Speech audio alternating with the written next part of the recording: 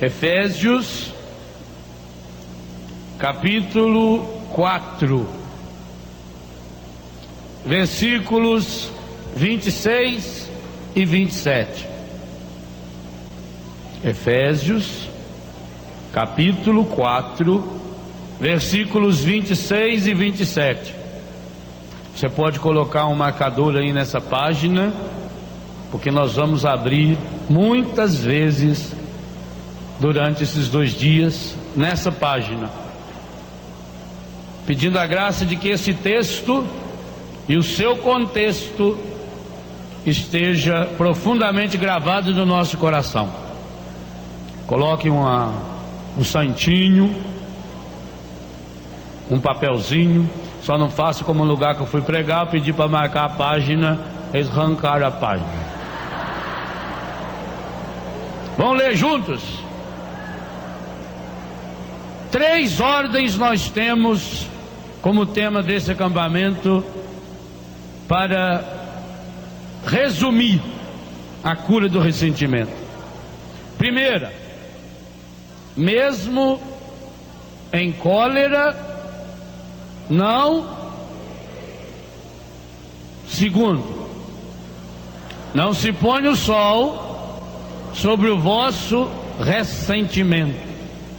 Terceiro, não deis lugar ao demônio. Vamos repetir? Primeira, mesmo em cólera, não pequeis. Segundo, sobre o vosso ressentimento. Terceiro, não deis lugar ao demônio. Eu fico impressionado com todos os estudos que a ciência moderna tem hoje, com a densidade, a profundidade, a sabedoria contida nesses 2 versículos, que na verdade podiam ser 3, nessas 3 frases espetaculares de São Paulo. Aqui nós temos um poderoso segredo, que eu peço a Deus que cada um de nós possa descobri-lo, experienciá-lo e vivê-lo. Porque Paulo nos deixa muito claro aqui algumas verdades fundamentais. Primeira delas, não existe nenhuma pessoa nesse mundo que não passe pela experiência da mágoa, da raiva, da cólera. Ele constata, mesmo em cólera. Se você pegar outras traduções, e aqui no livro eu tento reproduzir algumas das mais conhecidas, você vai ler aí na sua Bíblia: podeis irar-vos. Se irardes, não pequeis. Essa primeira frase, essa primeira parte da frase, está nos ensinando algo que todos nós já constatamos inúmeras vezes. Inclusive hoje é possível que muitos já tenham experimentado. Não existe nenhuma pessoa nesse mundo que não tenha passado pela experiência da raiva, da ira, da cólera ou da mágoa. Os nomes aí são muito semelhantes. E quando eu falo nenhuma pessoa nesse mundo, nesse caso não estou excluindo nem Jesus.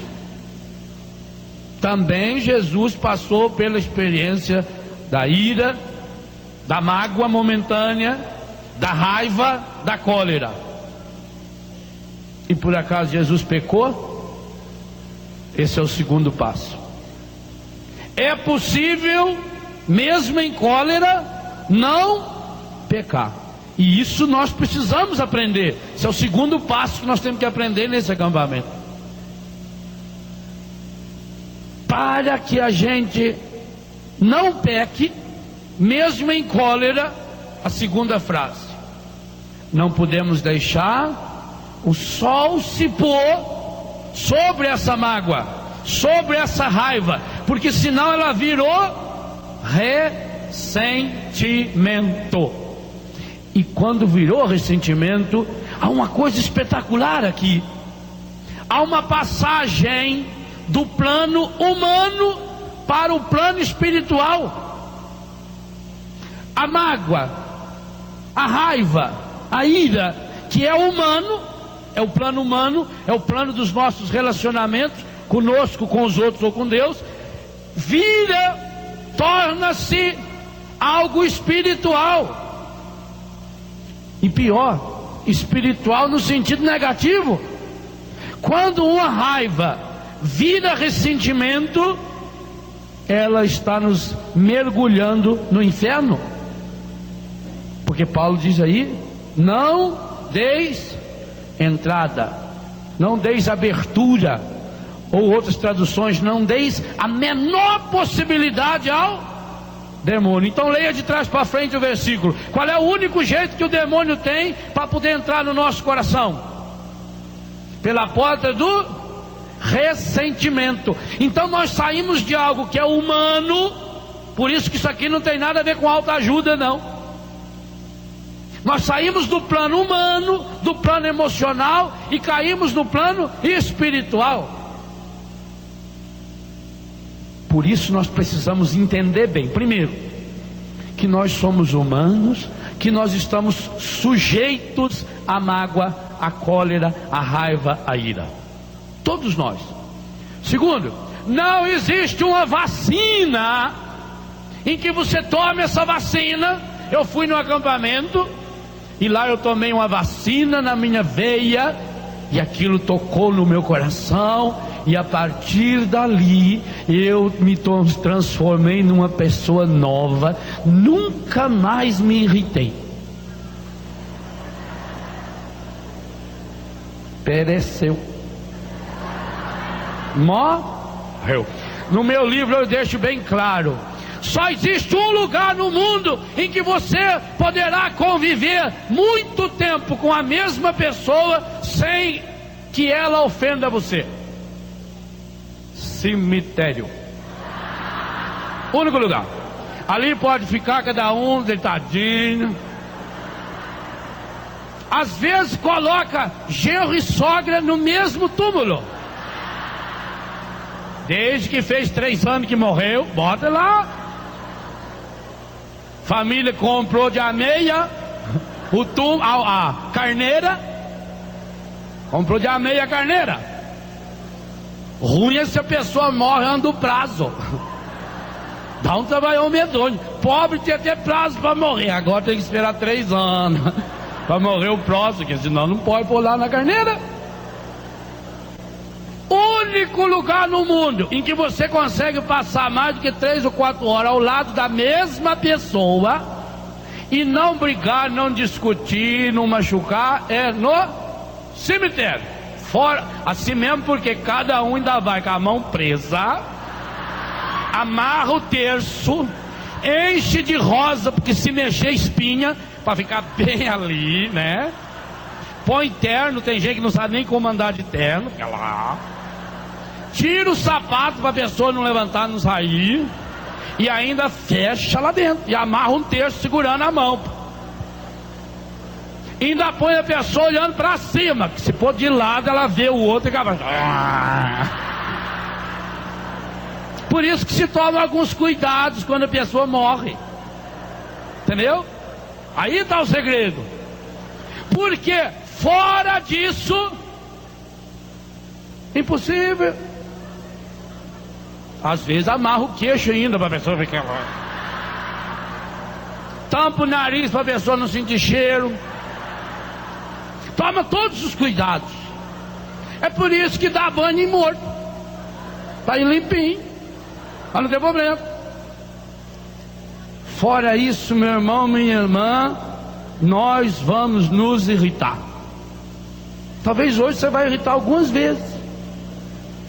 O grande problema, e aqui está uma coisa que eu estou aprendendo cada dia, é que uma pequena irritação ela pode vir a tornar-se uma semente permanente de inferno dentro de nós. A mágoa transformada em ressentimento é seríssima. Por quê? Porque o ressentimento é o único meio pelo qual o encardido pode vir a fazer morada definitiva no nosso coração. E quando eu deixo ele entrar no meu coração, eu passo a ser um reprodutor de inferno. Em primeiro lugar, eu reproduzo esse inferno para mim. Algum momento nós vamos olhar aí no livro algumas pesquisas que eu fiz, como a pessoa vai jogando isso dentro do seu corpo. A primeira pessoa para que você reproduz o inferno, quando deixa o encardido entrar dentro de você pela porta do ressentimento, é você mesmo. Esse inferno começa a tomar conta do seu corpo, toma conta depois da sua alma, da sua psique, aonde instala-se o nosso relacionamento, e por fim toma conta do nosso espírito. Por isso São Paulo diz lá aos Tessalonicenses 5:23: todo o vosso ser, corpo, alma, espírito, tem que estar irrepreensível, tem que estar curado. Não pode achar nenhuma porta para ele entrar. Então, primeiro lugar que eu reproduzo o inferno é para mim. Eu reproduzo um inferno físico. Depois eu reproduzo um inferno psíquico, afetivo. Depois eu reproduzo um inferno espiritual.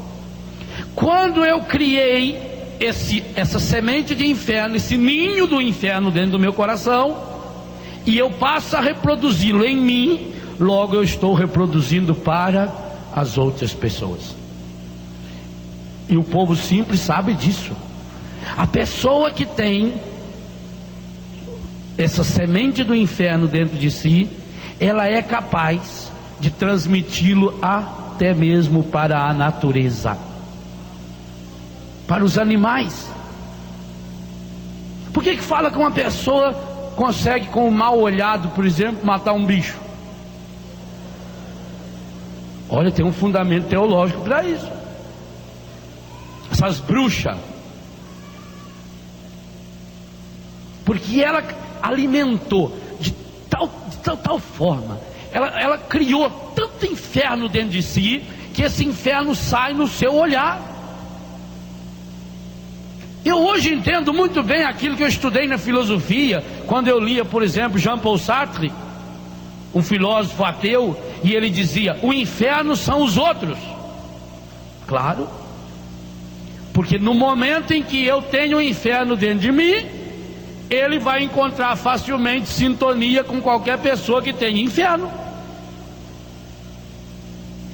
Mas em primeiro lugar precisa estar aqui, porque se ele não estiver dentro de mim, ele não vai achar sintonia com o que está fora.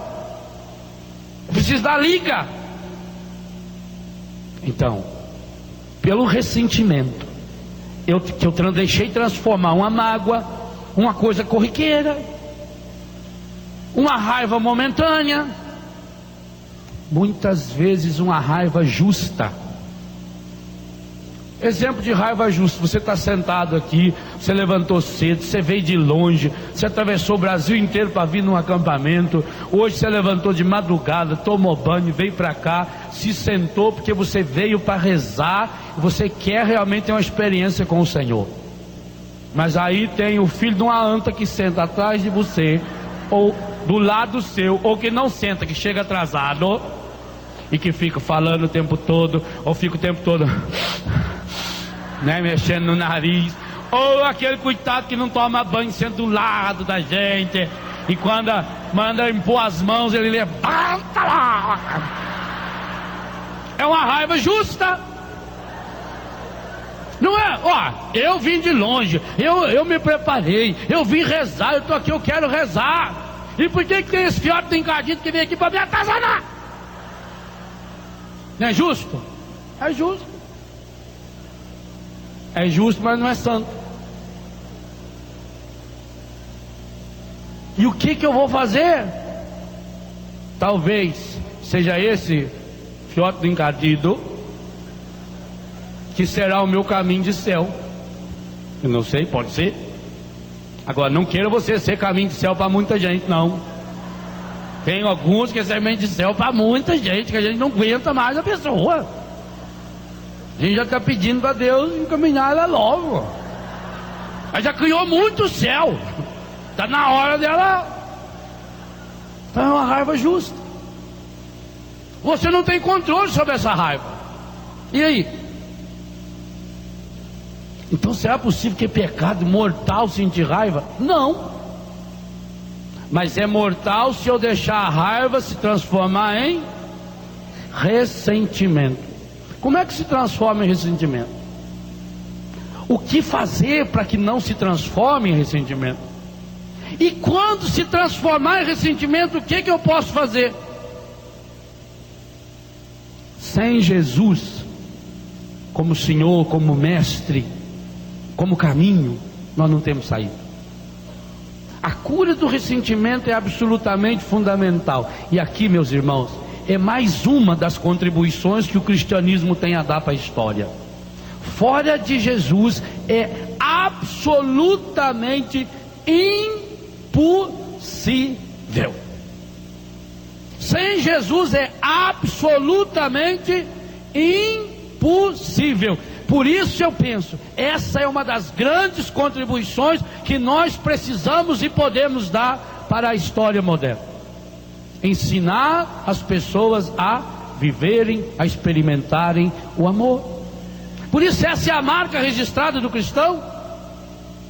Então a primeira coisa a constatar na sua vida, mesmo em cólera: podeis irar-vos, se irardes, eu sou uma pessoa normal, eu não estou vacinado. Não, porque é um perigo eu pensar que eu estou vacinado. Sabe, é um grande perigo você achar que você agora está imunizado quanto à raiva. Porque aí, quando ela vier, você pôs uma ideia na cabeça que você está imunizado contra ela, logo você não vai detectá-la. E isso também o Cardido quer. Ele quer achar um jeito de entrar dentro da gente, nem que seja você ignorando ele. Então essa ideia de que eu não, esse não é mais problema meu, que vem de baixo não me atinge mais, desde que não seja um formigueiro sentado em cima dele. Eu não posso pensar isso, porque senão essa também é uma porta de entrada para o inimigo invadir nosso coração.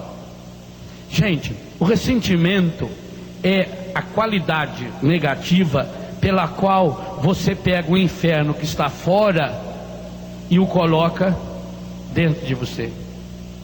O ressentimento é a capacidade encardida de você pegar um fato do passado e reavivá-lo, reinflamá-lo, ressuscitá-lo hoje. O ressentimento é a capacidade de pegar coisas exteriores, concentrá-las. Quantos tomates cabe dentro de um potinho de massa de tomate? Quantos? Não sei quanto, dentro de uma latinha daquela deve ter uns 30, 40, 50 tomates, porque ele é concentrado. Aliás, o pessoal que vende tomate hoje, a não ser para a festa de São Firmino lá na Espanha, que eles usam 150 toneladas de tomate para jogar na cara do outro. Aqui no Brasil, não sendo época de eleição, então o tomate já não tem uma saída tão grande. Os tomateiros hoje aprendem a fazer o tomate concentrado, que é gostoso, né? Vem aqui lá, eles apertam aquilo, põe num forno, tem que esquentar um monte, não sei quanto, tem que desidratar o tomate, tirar toda a água de dentro dele, aí aperta. Um tomate desse tamanho, aquele tomate morango assim, fica pequenininho, e por isso que engorda, fica coisa medonha. Então você pega um punhado daquele, você come 18, 25 tomates numa mãozada, ainda põe um molhozinho, aquilo ali é bom, né? Padre, mas spa não emagrece? Depende. Se for, por exemplo, espaguete, engorda. Eu não acredito nesse negócio de spa emagrece. Depende. Se for espaguete, dependendo do molho que tiver, engorda. Então, cabe uma porção de tomate dentro de um potinho. Quando nós vamos fazendo isso, nós vamos pegando o mal e nós vamos concentrando o bichinho. Você vai secando ele, você vai tirando a água, tirando a casquinha, concentra e depois entope o seu coração. O seu coração é um vidro de massa de tomate, só que em vez de ter tomate, tem o que não presta. Tem raiva, ódio, mágoa, ressentimento. Aí você vai misturando tudo isso e vai dando corda.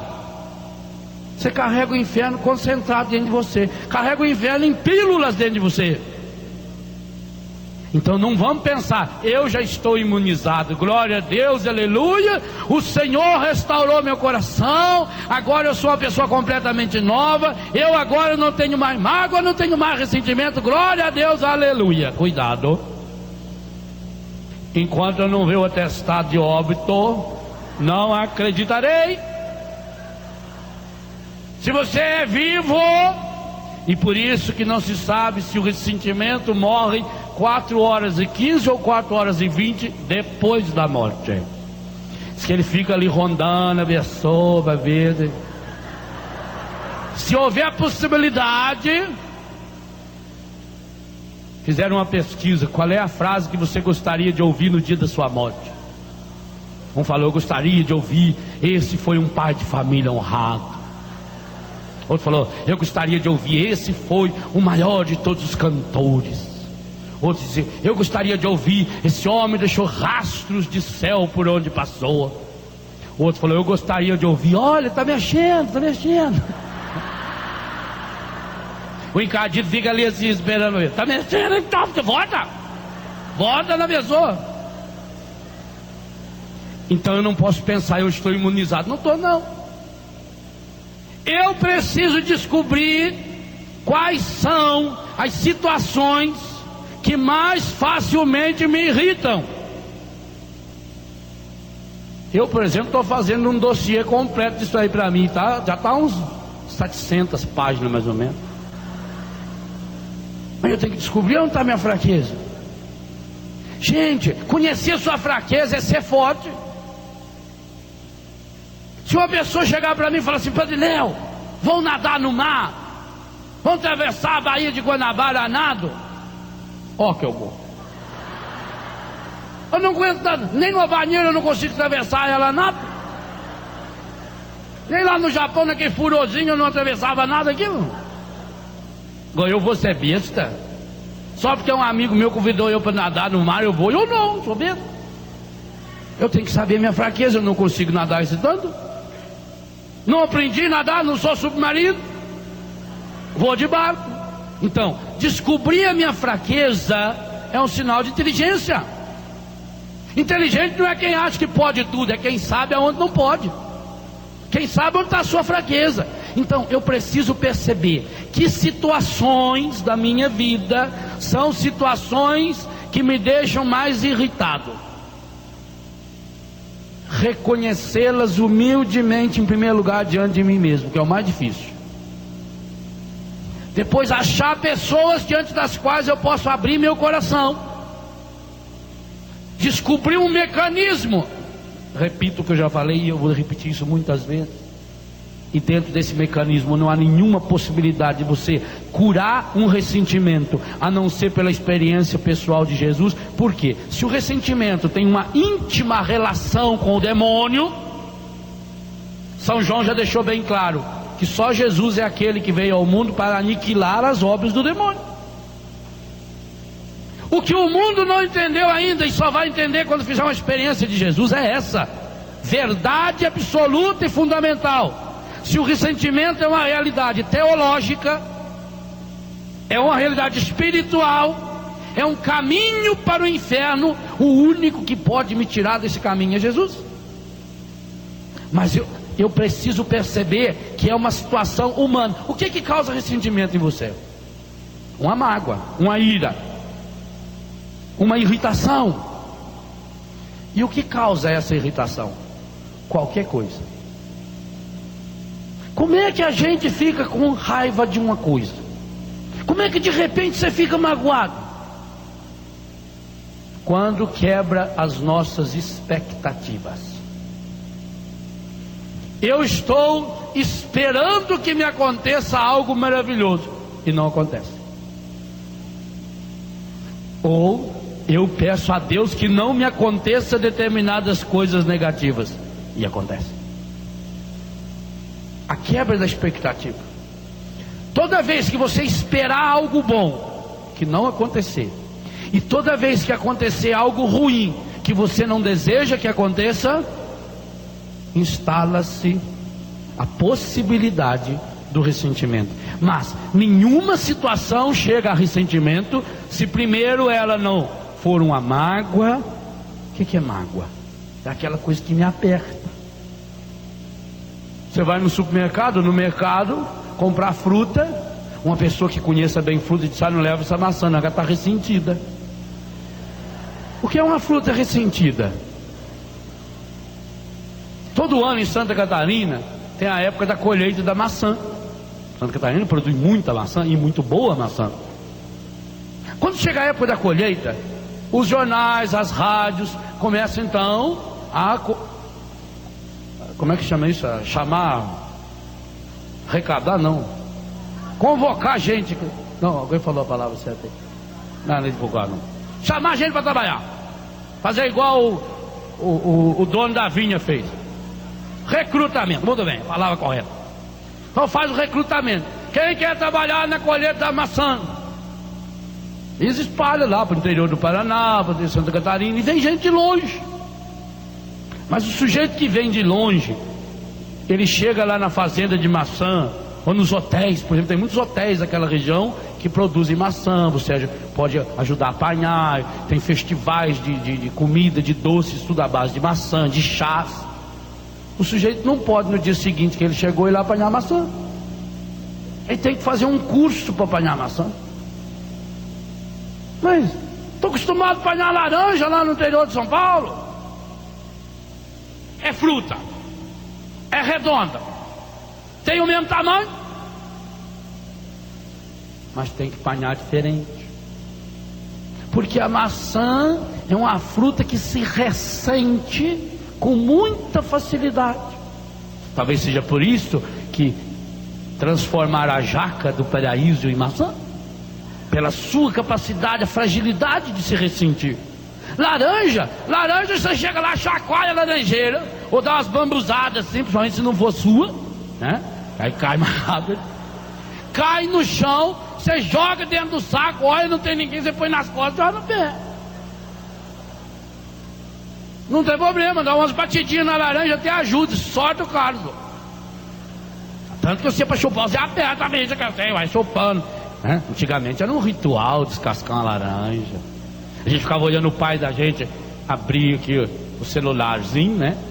Onde ele guardava o canivete, canivetinho corneta, limpava o canivete, aí pegava. E a gente ficava atento que não podia arrebentar. Para depois a gente brincava assim, né? E também para depois vocês xingar nos olhos do inimigo. Era uma arma poderosa. Aí todo mundo ficava atento para saber quem vai ganhar a tampa. Eu quero a tampa, pai. E se o pai desse uma tampa maior pro irmão e pra gente a tampinha? Ainda meu pai que não fazia tampa, vai fazer só um buraquinho assim, redondinho. Aí você vai apertando aqui assim, né? Quanto mais aperta, mais calma. A maçã não. A maçã você não pode. Então, para apanhar uma maçã, por exemplo, você tem que pegar com a mão inteira na maçã, encostar a palma da mão, pressionar suavemente. Não pode pegar com 2 dedos assim, porque você vai forçar muito onde você aperta. Aí ela fica preta, fica ressentida. Então tem que saber. Tem que ter técnica para colher a maçã. Assim também, o ressentimento é uma mágoa. Começou com uma mágoa, algo que me apertou. Tem gente que a gente precisa tomar muito cuidado com essa pessoa. Tem pessoa que a gente fala que ele é uma manteiga derretida. Não é que é o jeito. Por exemplo, ovo. Ovo tem uma casca frágil, mas dependendo do jeito que você pegar ele assim de comprido, você não parte o ovo tão forte que ele é. Então tudo que é fraco tem seu lado forte. A maçã, por exemplo, para carregar tem que ser quase igual ao ovo. Tem que ser naquelas caixinhas, ou se não naquelas sacolinhas que vinha antigamente. Bonito, né? Depois a gente usava para no cabelo aqui assim, para sentar o cabelo. A redinha, você virava ela assim, formava uma maçãzinha com ela também. Ai, coisa chique, né? E aquilo era bom, você chegava a dar de presente para a namorada, e ela ficava assim, pega aquilo. É? Põe aqui assim, para sentar o cabelo, você passava a banha de porco e punha, né? Ficava aquele modelão assim, cabelo tudo esticado, chique. Tinha utilidade. Hoje você nem vê mais aquelas coisas. Hoje você vem no supermercado, já tá com aquele, vem da Argentina, já vem com aquele papel assim que já tá meio derretendo. Então eu tenho que saber, ué. A maçã é uma fruta deliciosa, mas ela tem que ser pegada com jeito. Tem pessoas também que tem que ser pegada com jeito. Você vai descobrir no jeito. A mulher não descobre o jeito do marido, ela vai descobrir no jeito dele. Ela sabe que ele é terrível. Pelo trupé ela nota quando ele está chegando. Hoje ele está marchando mais. Hoje ele já está meio de galope. Está meio trotão hoje, está meio avoso. Porque você acha que já diz, o jeito de andar da pessoa revela o que ela sente. Em casa você nota isso, ó. Você vê aquela pessoa naquela sensibilidade, né? De bailarina. Quando o marido entra com aquela suavidade, você vai sentindo aquele barulho, a casa dá aquela tremida assim. Parece que hipopótamo fala assim: querido, chega aí que vai tremendo tudo, né? Você já fala pra fió, seu pai não tá bem não. E até os crianças já sabem também. Avisa a mãe e fala: você vai ver onde seu pai chegar, cachorrinho. Aqui é a delicadeza materna. Aí a criança nota que o pai chegou bravo. Não fala não, mãe. Deixa pra outra hora. Ô mãe, o pai tá nervoso, não fala nada não, pra não deixar ele nervoso, né? Interesse pessoal. Então você já sabe, você sabe que a pessoa tem essa fraqueza, sabe que ela tem essa debilidade. Eu tenho que aprender. Agora, sabe uma coisa interessante? Você já notou que é muito mais fácil a gente descobrir todos os defeitos de todas as pessoas que estão ao nosso redor? E dificilmente a gente vê o da gente. Mas Jesus falou isso. Jesus disse que as antas do tempo dele, e nisso são muito semelhantes às de hoje, que elas são capazes de enxergar o cisco dos olhos do outro e não ver a trave que está no seu. Jesus já ensinou isso. Como é difícil. Enquanto eu não perceber quais as situações que me encolerizam. E quando for aquela cólera justa, que parece à primeira vista que eu sou obrigado a tomar uma providência, até para educar a pessoa. Se eu não aprender a ter um controle sobre mim mesmo, eu vou ser a pessoa mais, como diz o mineiro, desinfeliz do mundo. Tem pessoa mais desinfeliz? A pessoa que não tem controle sobre si mesmo. A Bíblia mostra, por exemplo, quando Herodes fez aquela festa de aniversário, mamado até não poder mais, estava trêbado, e a Herodíades dançou para ele. Não, a filha da Herodíades, se fosse a Herodíades ele nem olhava. É a filha dela, a novinha, Salomé, bailarina. Aí eu fico pensando nos componentes daquele episódio. Herodes, o homem mais poderoso daquele mundo, mas não tinha domínio sobre si mesmo. Já pensou?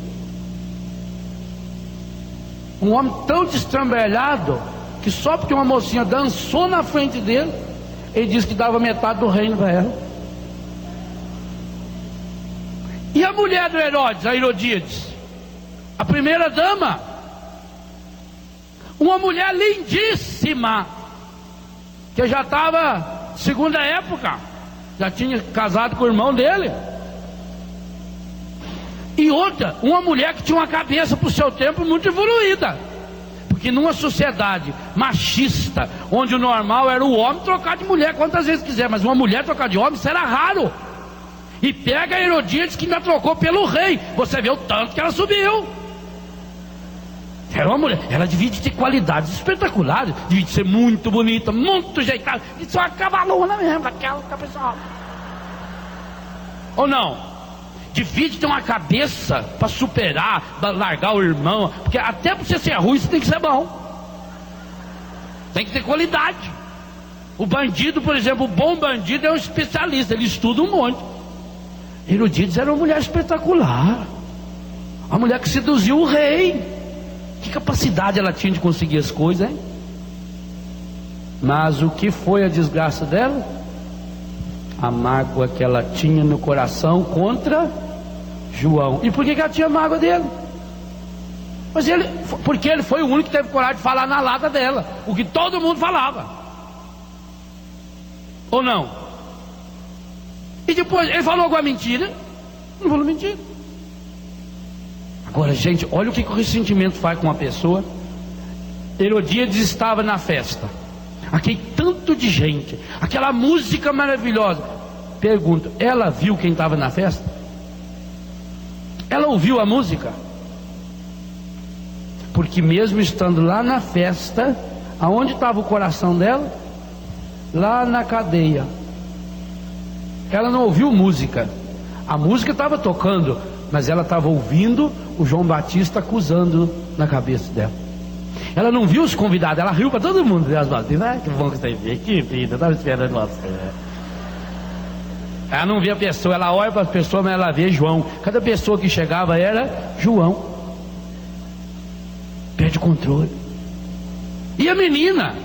Gente, uma menina para dançar para o rei tem que ser espetacular. Ela tem que ser muito boa de dança.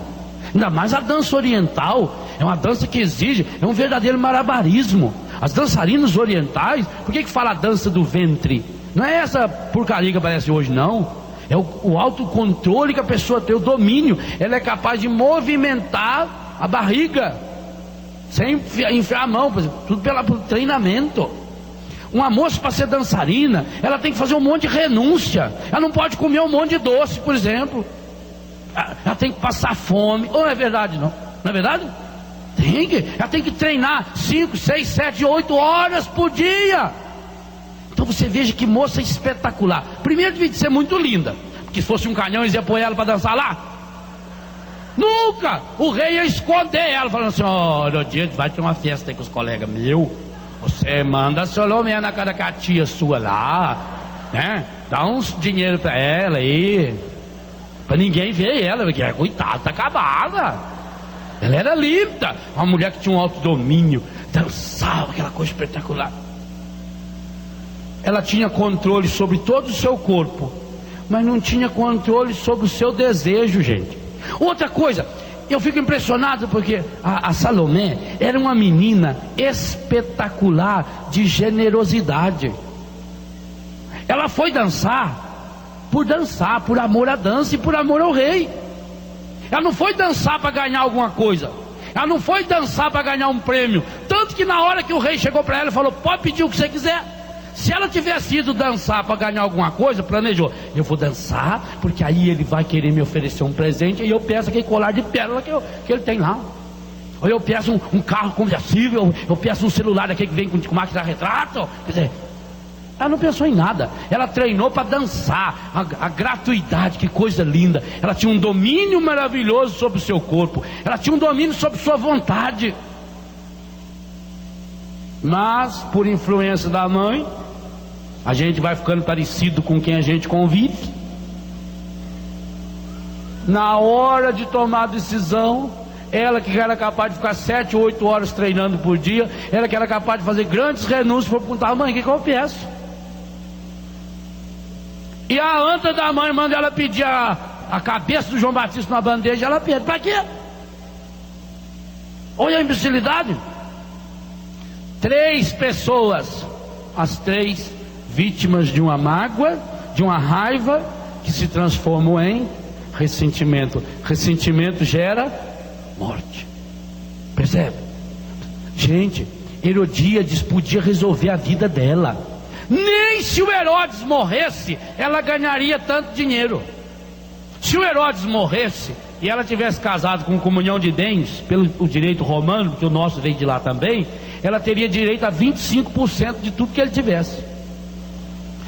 O Herodes estava dando a ela a chance de resolver todos os problemas da sua vida, de ganhar 50%, de se tornar a mulher mais poderosa. Por quê? A filha ganharia metade do reino, ela ganharia 25%, seria a mulher mais poderosa do mundo. Mas ela trocou 75% da riqueza de Herodes por uma cabeça numa bandeja. E o que ela vai fazer com essa cabeça?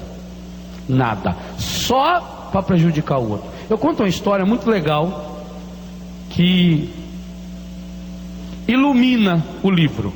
Eu vou ler essa história para você. Aliás, esse livro, ninguém mais vai ficar com raiva de mim. Como eu escrevi sobre a cura do ressentimento, uma vez a Eliana Sá me disse que tinha muita gente ressentida comigo por causa de eu não dar autógrafo. Para evitar isso, então, esse livro já vem autografado. Pra quê? Você compra ele já. Aí você pega, põe seu nome aqui. É impossível você não saber seu nome. Se não saber, também não compra o livro, porque você não vai vender nada. Então já está aqui, é meu mesmo, já autografou, já autografei lá na editora. E é só tirar o xerox do meu autógrafo. Pronto. Agora você já tem autografado, pode comprar. Essa história, ela dá o enredo desse livro. É a história do Juvenal. Juvenal era um homem honesto e muito trabalhador. Tinha uma vida simples e boa. Todos gostavam muito do seu jeito simples de viver. Casado com uma mulher que amou desde menino, tinha uma casa ajeitada. Seus problemas eram corriqueiros, aqueles que todo mundo tem. Algumas dívidas, alguns dissabores, pequenos concertos que a casa exigia, algumas briguinhas com a esposa. No mais, tudo bem. Aliás, alguns amigos até comentavam que Juvenal era calmo demais, que ele até parecia cego, por não perceber o que estava acontecendo bem diante dos seus olhos.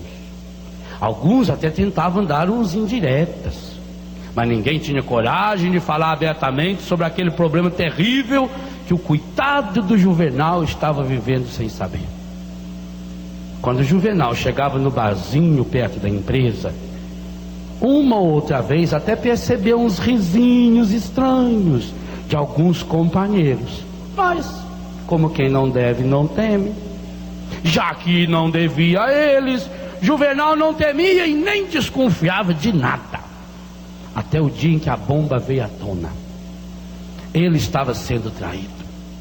E o pior é que o caso da esposa era com o patrão do Juvenal. Juvenal era bom, mas não era bobo. Por pior que seja, não, foi pedir satisfação ao patrão. Queria tirar aquela história a limpo. Por pior que seja, a verdade é sempre o melhor remédio. E o patrão confirmou tudo. Era tudo verdade verdadeira. E como agora o Juvenal estava sabendo de tudo, era bom que soubesse também que esse era o único motivo pelo qual ele continuava empregado naquela empresa.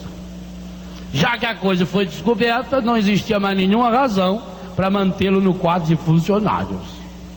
Juvenal foi despedido e humilhado. Seu patrão não fez nenhuma questão de deixar a coisa escondida.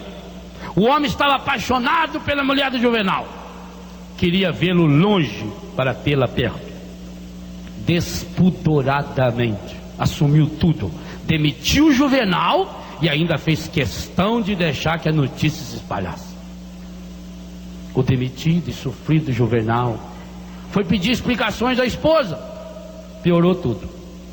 Ela também admitiu que estava apaixonada pelo outro e que agora, já que ele tinha descoberto, também não tinha motivo nenhum para ficar aguentando ele o resto da vida. No mesmo dia, Juvenal perdeu o emprego, a esposa, um monte de amigos, a honra, a dignidade, o bom nome e a coragem de viver. Saiu de casa, passou a perambular pelas ruas. Sua vida estava destruída. Cada dia que passava, a dor em seu coração era maior. Ele tinha saído de casa, sido demitido do emprego, mas parecia que nunca sua ex-esposa e o ex-patrão havia estado tão presentes na sua vida. Olha, o processo da mágoa começa a se instalar. Ele saiu de casa, ele perdeu o emprego, ele não estava mais vivendo fisicamente com a esposa, não estava mais trabalhando fisicamente com o patrão. Agora, a ex-esposa e o ex-patrão estavam morando dentro do coração do Juvenal. Ele tinha ido embora da empresa, mas os dois estavam agora morando de aluguel dentro do seu coração. Em todo lugar que chegava, parecia que todo mundo já sabia da história. Você notou isso também? Quando você tem um problema, você chega num lugar, parece que todo mundo está sabendo. Olha, quem está olhando para mim? Quem está olhando dizia aí? Não cabia mais gordo, não? Tudo que fazia lembrava aqueles dois terríveis inimigos, que durante tanto tempo lhe foram tão próximos. A ex-esposa e principalmente o medonho do ex-patrão agora o acompanhava por toda parte. Aliás, Juvenal nunca falou tanto com a infeliz como agora. Dia e noite ele estava conversando com ela. Quer dizer, não era bem uma conversa. Agora ele estava rasgando o verbo, falando tudo que ele sempre desejou falar. Agora tinha chegado a hora de falar aquelas coisas que estavam entaladas na garganta.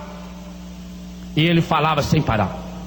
Só que nem ela, e muito menos o ex-patrão, estava ali para ouvir o falatório.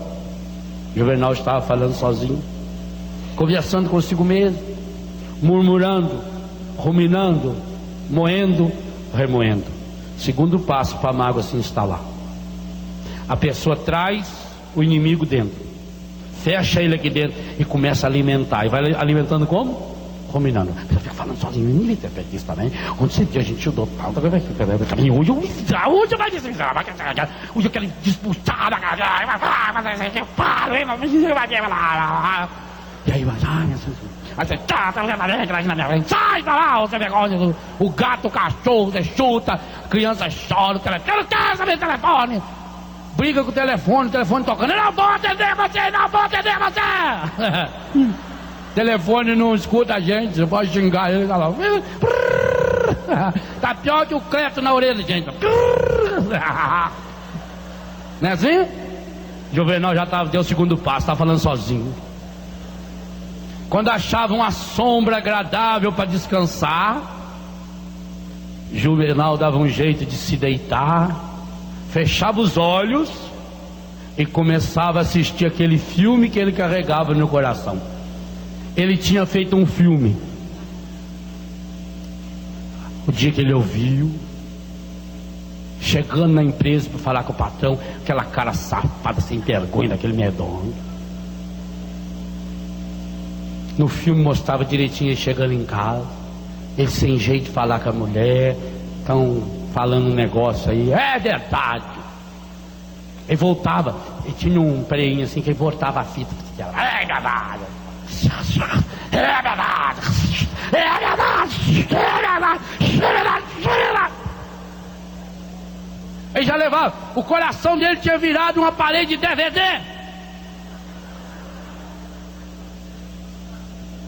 Sabe, o coração dele apanhava, em vez de bater. Era o DVD que estava aqui dentro. Dúvida, dívida, DVD. Juvenal dava um jeito de deitar, fechava os olhos e começava a assistir o filme. Cada momento de descanso era a hora de assistir o mesmo filme. Ele mesmo tinha dirigido, produzido, estava divulgando aquele longa-metragem sobre sua história de sofrimento, adultério, infidelidade, traição e revolta. Algumas cenas ganhavam destaque especial. No aparelhinho de vídeo de sua memória, na lembrança ele via e revia a cena mais dolorosa. Parava em determinadas cenas e ficava contemplando longamente cada gesto, cada olhar da ex-esposa e do ex-patrão. No filme ele refez toda a sua história, desde o dia em que conheceu aquela menina linda, o primeiro olhar, o primeiro beijo, o dia do casamento. Como ele foi feliz, ao menos da parte dele. O menino perguntou: pai, você que a mamãe nunca foram felizes, não? Ô filho, nós fomos felizes durante 26 anos. E o que aconteceu depois, pai? A gente se conheceu, casou. Ao menos da parte dele, ele nunca teve do que reclamar. Ela nunca teve do que reclamar. Sempre foi um marido honesto, correto, nunca traiu. Ela é que não soube se comportar. Mas por quê? Por que ela fez aquilo com ele? Por que pagar com ódio tanto amor que ele deu a ela? E o ex-patrão? Juvenal tinha certeza, e o filme mostrava isso com precisão de detalhes, que ele tinha ajudado o ex-patrão a ficar rico. Quantas vezes trabalhou até tarde da noite?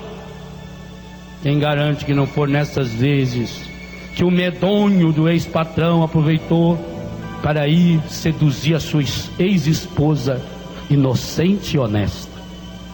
Como é que aquele homem que lhe devia tanta obrigação fora capaz de roubar-lhe a esposa e com isso roubar-lhe a alegria de viver, a dignidade, a honra, o bom nome? Não era possível que aquele homem tivesse vivido tanto tempo só com o objetivo de prejudicar o coitado do Juvenal. O filme com sua história já estava gasto, mas ele não se cansava de assisti-lo. Mesmo perambulando pelas estradas empoeiradas da região em que vivia, continuava mentalmente a assistir o filme, fazendo pequenos reparos, acrescentando detalhes importantes que com o tempo você lembra. A mágoa ajuda-se a lembrar os detalhes. Era preciso que o filme retratasse da maneira mais fiel possível aquela história de infidelidade. O júri também estava montado dentro do coração do Juvenal, e aquele longa-metragem, possivelmente com várias continuações, os retornos, parte 1, 2, 3, 18, 25, precisava retratar a história nos seus mínimos detalhes. Do contrário, haveria o risco de os jurados não julgarem a obra com a devida atenção. Embora estivesse trabalhando com tanto esmero em sua obra-prima, Juvenal não tinha muitos critérios para escolher os jurados.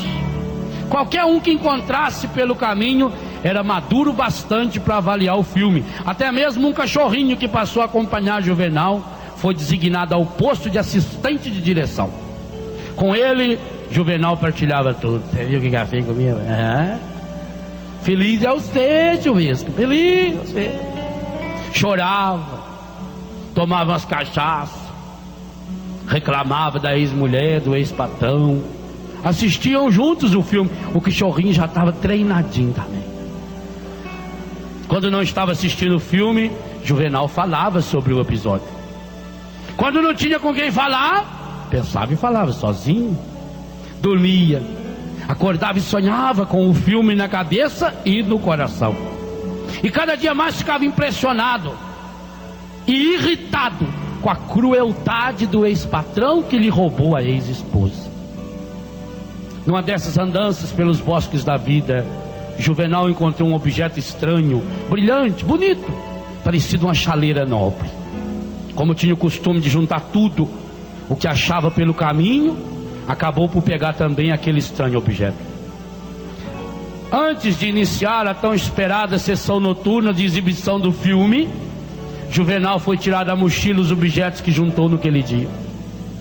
Foi aí que percebeu que aquela chaleira parecia uma lâmpada, era uma lâmpada, dessas que esconde gênios durante milhares de anos. Juvenal estava tão entretido com os pensamentos de sempre, que nem percebeu que inconscientemente estava esfregando a lâmpada. E não é que o gênio estava ali dentro?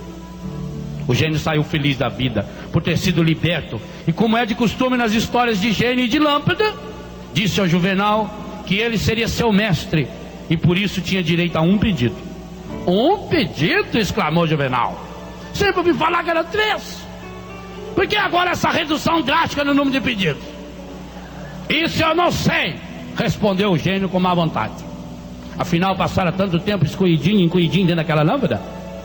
É pegar ou largar? Bem, posso pedir qualquer coisa, disse o Juvenal, qualquer um. É somente um pedido, mas ele pode ser complexo, grande, exagerado. Você pode me pedir o que quiser: saúde, paz, dinheiro, alegria, fortuna, tudo o que você quiser ou precisar, é só pedir. Tudo o que eu quiser em qualquer quantidade. Não tem nenhuma condição? Perguntou Juvenal. Bem, na verdade existe uma lei irrevogável que todos nós gênios somos obrigados a cumprir. Eu sabia que não era tão fácil assim. Que lei irreverente é essa? É irrevogável. Ninguém pode mudar essa lei. Ninguém pode mudar. Sim, mas que lei tão importante é essa? É muito simples. Pela lei irrevogável dos gênios de lâmpada, tudo aquilo que você pedir para você, eu sou obrigado a dar em dobro ao seu pior inimigo. Ah, vocês leram aqui, vocês são videntes. Está escrito aqui, estava bom demais. Quer dizer que tudo que eu pedir para mim, o Senhor dará em dobro ao meu ex-patrão? O gênio não tinha falado quem era o inimigo, ele que disse. Se ele é seu pior inimigo, com certeza. Escute, seu gênio. Ele vai ficar sabendo que está ganhando essa fortuna nas minhas custas? Não. É pior ainda. Com certeza, disse o gênio. Nós não podemos fazer nada escondido, a não ser ficar morando na lâmpada até que alguém nos liberte. Assim, tudo que o Senhor pedir, seria obrigado a dar em dobro ao seu ex-patrão, com as saudações no seu nome. Minha nossa, que lei mais absurda! Ele me prejudicou tanto, me humilhou, roubou a minha ex-esposa, me jogou no olho da rua, e agora ainda vai se beneficiar das minhas custas. Isso não é justo! Se é justo ou injusto, eu não sei. Não fui eu quem inventou a lei. Só sei que tem de obedecer. O que o Senhor me pedir, eu darei em dobro ao seu ex-patrão. Juvenal ficou pensativo. Aquilo tudo era tão novo, tão difícil. Ele tinha a possibilidade de ajeitar sua vida. Poderia pedir uma fortuna bem grande ao gênio e começar uma vida nova em outro lugar, em outro país, onde ninguém o conhecesse, talvez até em outro país mesmo do mundo.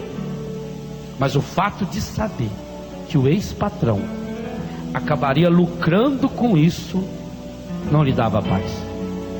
Aquele homem ainda iria rir da sua cara. Ele o prejudicara tanto, agora seria beneficiado. O que pedia ao gênio? Juvenal pediu um prazo até o dia seguinte para pensar bem. Se você tivesse a mesma oportunidade do Juvenal, o que você pediria ao gênio? Pensa um pouquinho. Pensa na pessoa que mais prejudicou você. Você vai ter que pensar nela ao longo desse encontro, não tem jeito. O que você pediria ao gênio? Na manhã seguinte, quando o gênio lhe apareceu para realizar seu pedido, Juvenal já tinha tomado a decisão mais importante de sua vida. Não teve nenhuma dúvida em olhar bem nos olhos do gênio e pedir: quero que o Senhor me arranque um olho.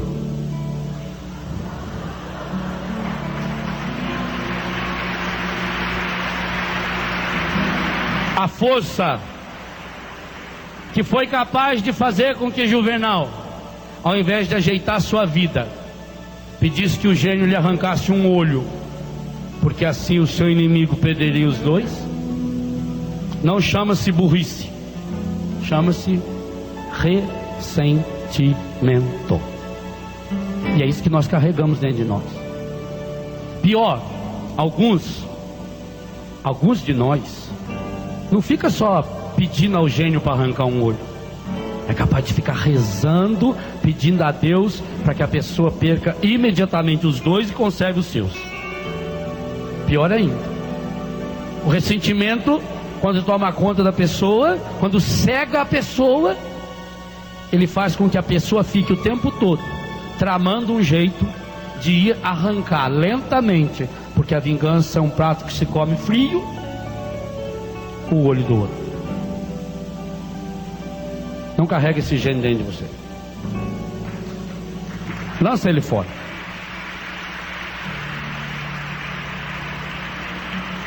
O verdadeiro gênio não está na lâmpada, está no seu coração, no meu também. É muito mais do que um gênio. Tem nome. E ele pode mudar tudo na sua vida, inclusive o jeito de se enxergar e enxergar os outros. Pai Santo, Pai querido, Pai amado, ajude-nos a perceber Jesus em nós e através de nós, e ajude-nos a acolhê-lo como Senhor, como Salvador da nossa história de mágoa, de tristeza, de dor ou de ressentimento.